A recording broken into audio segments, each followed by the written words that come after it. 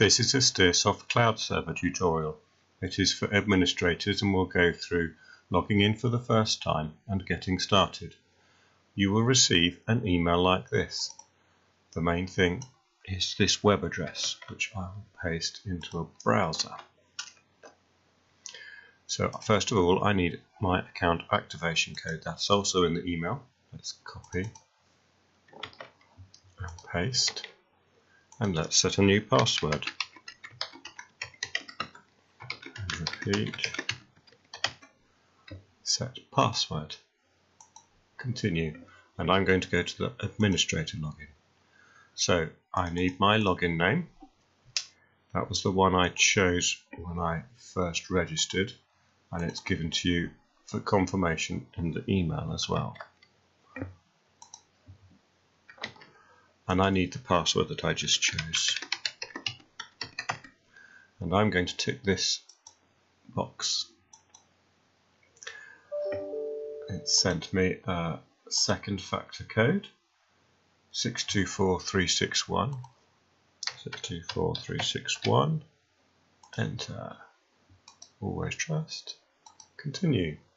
So the first thing we need to do is say when the school year ends. In the UK, August the 1st is a good time. It's a little time after the end of term, but gives plenty of time to set up classes ready for the next year.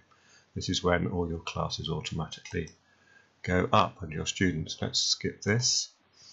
Days of the week, various options here, and a fully flexible one, but let's just go for this.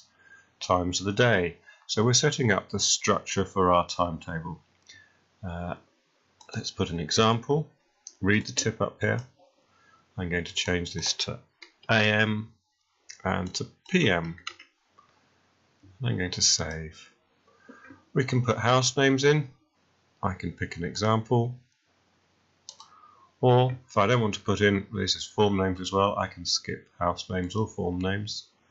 Data controls. I'm going to tick this central student list option. And I'm going to tick these security options over here, and I'm going to accept those defaults and save. I'm going to click the R suggestion button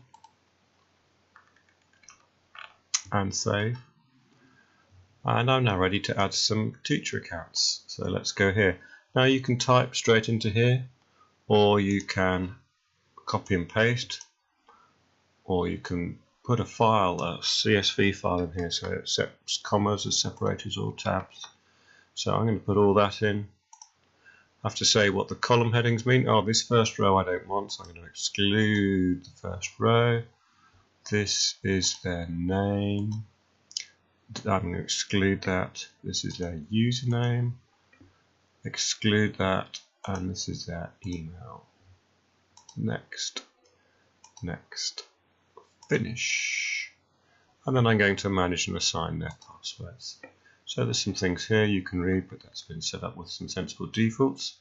So this is me down here. These are the new ones I've added. I'm going to select all with no password. So that's just the new ones I've added. I've already got a password. And I'm going to send them their activation code emails. You can hear them arriving on my system. That's it for this tutorial. We have set up the main structure, and we've added a bunch of teachers. Actually, one last thing, one of these teachers, someone else, you should set as an administrator. It gives you a get out of jail card, if you like. If you did something and mucked up or forgot your password as administrator, you'd not be able to get back into this administrator section to sort it out.